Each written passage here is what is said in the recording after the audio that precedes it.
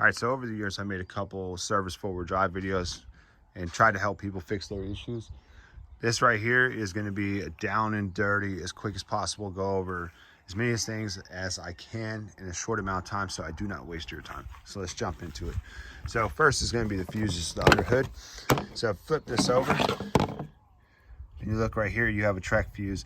That's one of your fuses for your forward drive system. This is the one people pull a lot of the time to try and reset everything. So moving on to the inside, you have another fuse panel, which is right here. Pull that open it up. Right up here on top, 15 amp, 4-wheel drive. It's another one. A lot of those have been blown for some people. Easy enough, pull it out, swap it out.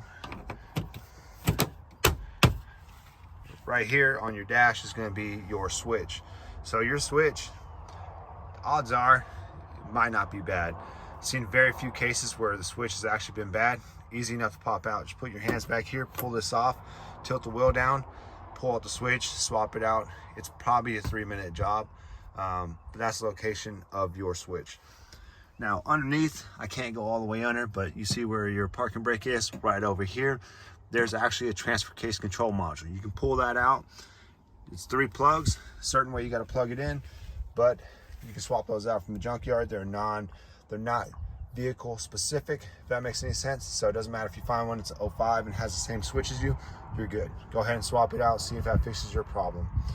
All right, now moving on to the grounds. So the grounds underneath the driver's seat, and I said that and a lot of people got confused, they're looking underneath the driver's seat. No, it's actually underneath here, and I won't be able to get all the way under there right now, but there's actually a ground system in here. So you're gonna see like bolts sticking up, and it's probably gonna be corroded and messed up and all nasty, but that's where you can find your grounds. You clean the grounds, use a little wire brush tool, clean it up, and then put it back together, and that might fix your problem. All right, so far we went over 2 fuse locations, your switch panel, and also your transfer case control module, which those are a lot of the big problems that you could have. If you're still having issues after that, it's time to jump underneath your vehicle and look at your transfer case. And that's where you would check your transfer case for cracks, because that's a very common issue. They have a transfer case saver. That's how bad the issue is. They created a saver that helps. So check that, make sure that it's not cracked, make sure that it's got the proper amount of fluid in it. Just check it overall for any damage, because over time those things do crack, especially the cases. Another thing you'll want to do is unplug the plugs on your transfer case.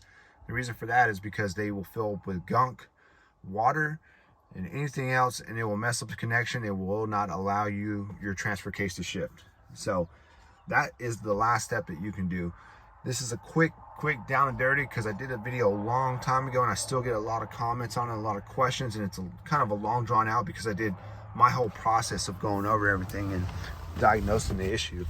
But I wanted to make a video that was just quick, down and dirty, of locations and stuff like that, and hopefully speed up that process of, you know, you trying to figure out what's wrong.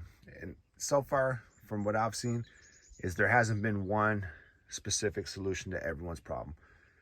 People have had fuses blown, they've had bad switches, they've had transfer cases that were cracked, they've had all kinds of issues.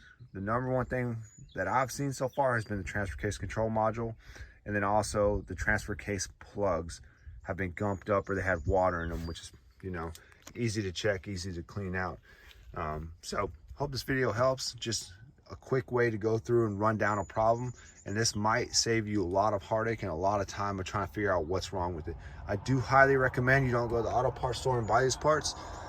If you're thinking that you have a problem with your switch, or you have a problem with your transfer case control module, or even your transfer case, I would recommend going to the junkyard and grabbing it, because you can come out for less than $100 on all those parts, brand new used, if that makes sense, because a lot of people fix certain things on these and they end up junking them later on.